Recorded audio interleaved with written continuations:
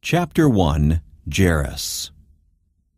When Jesus went in the boat back to the other side of the lake, a large crowd gathered around him there. A leader of the synagogue named Jairus came there, saw Jesus, and fell at his feet.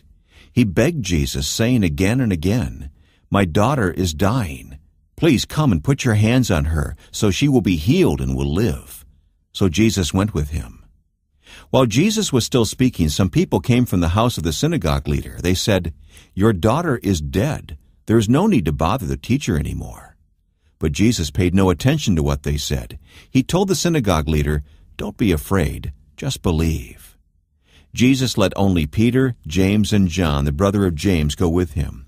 When they came to the house of the synagogue leader, Jesus found many people there making lots of noise and crying loudly. Jesus entered the house and said to them, "Why are you crying and making so much noise? The child is not dead, only asleep." But they laughed at him. So after throwing them out of the house, Jesus took the child's father and mother and his 3 followers into the room where the child was. Taking hold of the girl's hand, he said to her, "Talitha cum." This means, "Young girl, I tell you to stand up." At once the girl stood right up and began walking. She was 12 years old. Everyone was completely amazed. Jesus gave them strict orders not to tell people about this. Then he told them to give the girl something to eat. Mark chapter 5, verses 21 through 24 and 35 through 43. Seeing the unseen. When my daughters were young, we tried an experiment. I asked Jenna, then 8 years old, to go to one side of the den. I had Andrea, 6, stand on the other. 3-year-old Sarah and I sat on the couch in the middle and watched. Jenna's job was to close her eyes and walk. Andrea's job was to be Jenna's eyes and talk her safely across the room. With phrases like, "Take 2 baby steps to the left," and "Take 4 giant steps straight ahead," Andrea successfully navigated her sister through a treacherous maze of chairs, a vacuum cleaner, and a laundry basket. Then Jenna took her turn. She guided Andrea past her mom's favorite lamp and shouted just in time to keep her from colliding into the wall when she thought her right foot was her left foot. After several treks through the darkness, they stopped and we processed. "I didn't like it," Jenna complained. "It's scary going where you can't see." "I was afraid I was going to fall," Andrea agreed. "I kept taking little steps to be safe." I can relate, can't you? We grown-ups don't like the dark either, but we walk in it. We, like Jenna, often complain about how scary it is to walk where we can't see. And we, like Andrea, often take timid steps so we won't fall. We've reason to be cautious. We are blind. We can't see the future. We have absolutely no vision beyond the present. I can't tell you with certainty that I will live long enough to finish this paragraph. Phew, I did. Nor can you tell me you'll live long enough to read the next one. Hope you do. I'm not talking nearsightedness or obstructed view. I'm talking opaque blindness. I'm not talking about a condition that passes with childhood. I'm describing a condition that passes only with death. We are blind to the future. It's one limitation we all share. The wealthy are just as blind as the poor. The educated are just as sightless as the unschooled, and the famous know as little about the future as the unknown. None of us know how our children will turn out. None of us know the day we will die. No one knows whom he or she will marry, or even if marriage lies before him or her. We are universally, absolutely, unalterably blind. We are all Jenna with her eyes shut, groping through a dark room, listening for a familiar voice, but with one difference. Her surroundings are familiar and friendly. Ours can be hostile and fatal. Her worst fear is a stubbed toe. Our worst fear is more threatening: cancer, divorce, loneliness, death. And try as we might to walk as straight as we can, chances are a toe is going to get stubbed and we're going to get hurt. Just ask Jairus. He is a man who has tried to walk as straight as he can.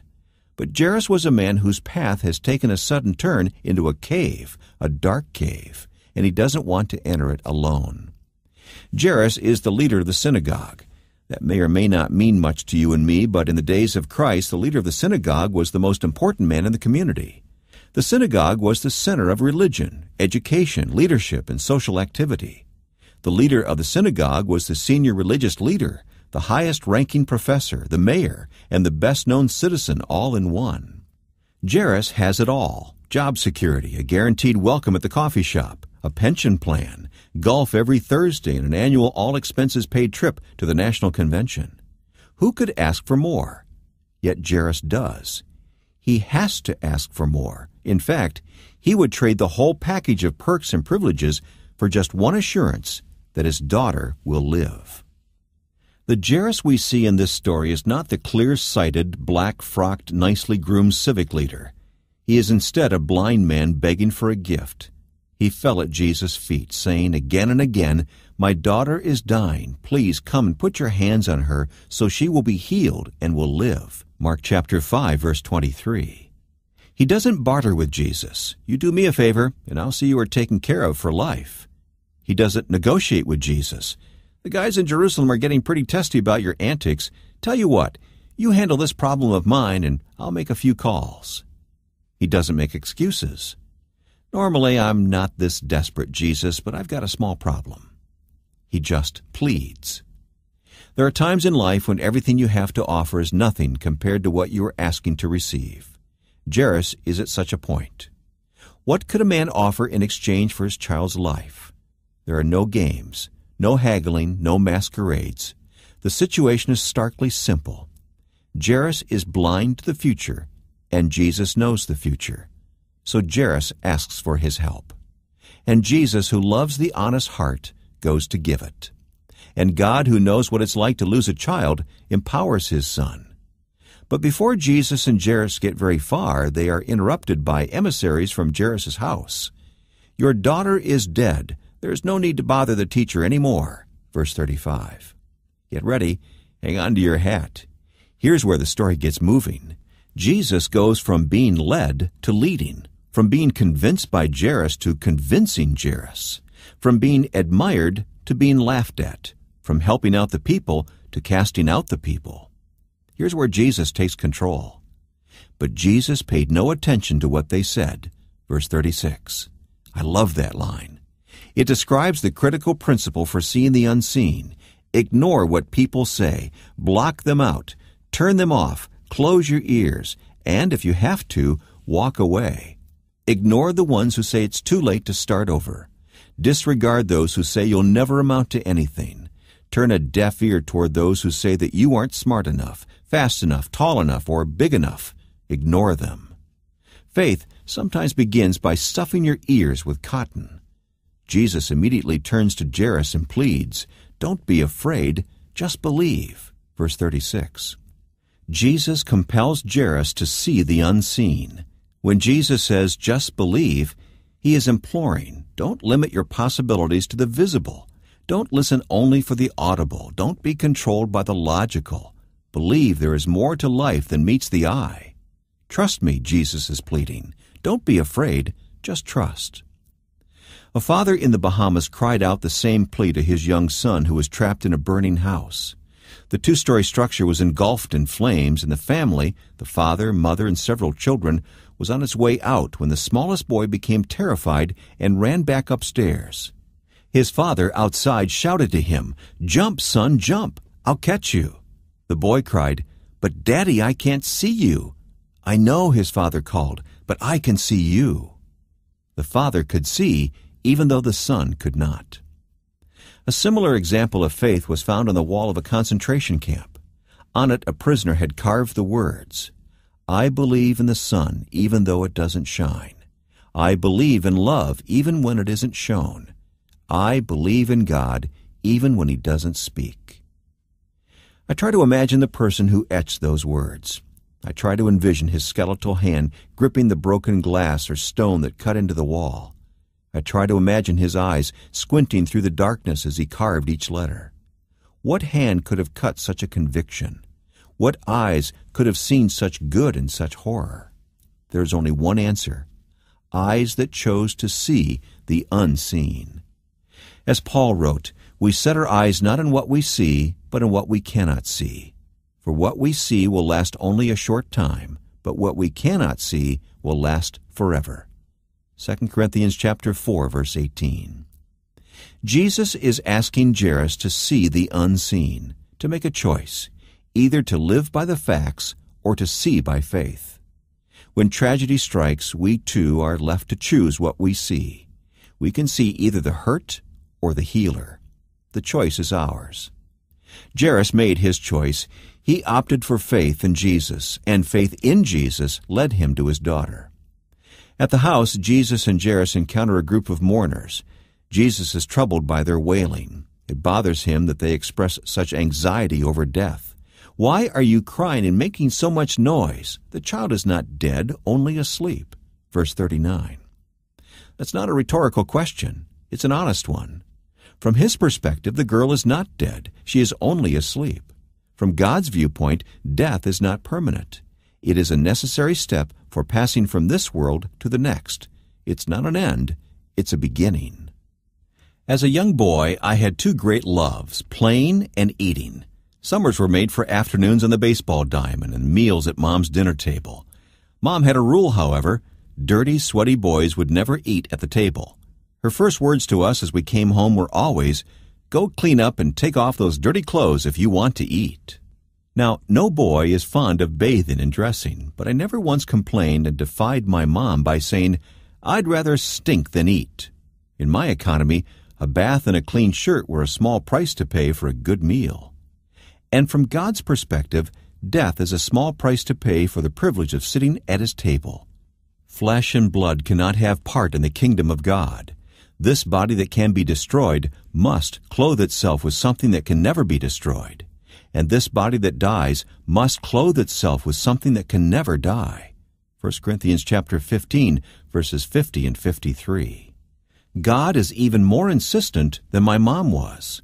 In order to sit at His table, a change of clothing must occur, and we must die in order for our body to be exchanged for a new one. So from God's viewpoint, death is not to be dreaded, it is to be welcomed. And when He sees people crying and mourning over death, He wants to know, "Why are you crying?" Verse 39. When we see death, we see disaster. When Jesus sees death, He sees deliverance. That's too much for the people to take. They laughed at Him, verse 40.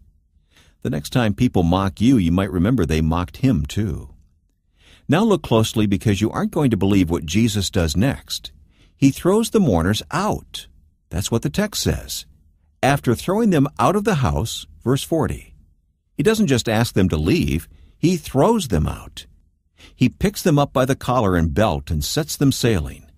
Jesus' response was decisive and strong. In the original text, the word used here is the same word used to describe what Jesus did to the money changers in the temple. It's the same verb used 38 times to describe what Jesus did to the demons. Why? Why such force? Why such intolerance? Perhaps the answer is found by going back to my family's living room experience. After Jenna and Andrea had taken turns guiding each other through the den, I decided to add a diabolical twist. On the last trip, I snuck up behind Jenna, who was walking with her eyes shut, and began whispering, "Don't listen to her. Listen to me. I'll take care of you." Jenna stopped. She analyzed the situation and made her choice between the two voices. "Be quiet, Daddy," she giggled, and then continued in Andrea's direction. Undeterred, I grabbed the lid of a pan, held it next to her ear, and banged it with a spoon. She jumped and stopped, startled by the noise. Andrea, seeing that her pilgrim was frightened, did a great thing. She ran across the room and threw her arms around her sister and said, "Don't worry, I'm right here." She wasn't about to let the noise distract Jenna from the journey. And God isn't going to let the noise distract you from yours. He's still busy casting out the critics and silencing the voices that could deter you. Some of His work you have seen, most of it you haven't. Only when you get home will you know how many times He has protected you from luring voices. Only eternity will reveal the time He interfered with the transfer, protecting you from involvement in unethical business, fogged in the airport, distancing you from a shady opportunity, flattened your tire, preventing you from checking into the hotel and meeting a seductive man. And only heaven will show the times He protected you by giving you a mate who loves God more than you do, opening the door for a new business so you could attend the same church, having the right voice with the right message on the right radio station the day you needed His encouragement. Mark it down. God knows you and I are blind. He knows living by faith and not by sight doesn't come naturally, and I think that's one reason he raised Jairus' daughter from the dead. Not for her sake, she was better off in heaven, but for our sake, to teach us that heaven sees when we trust. One final thought from the seen with your eyes closed experiment. I asked Jenna how she could hear Andrea's voice guiding her across the room when I was trying to distract her by whispering in her ear. Her answer? I just concentrated and listened as hard as I could.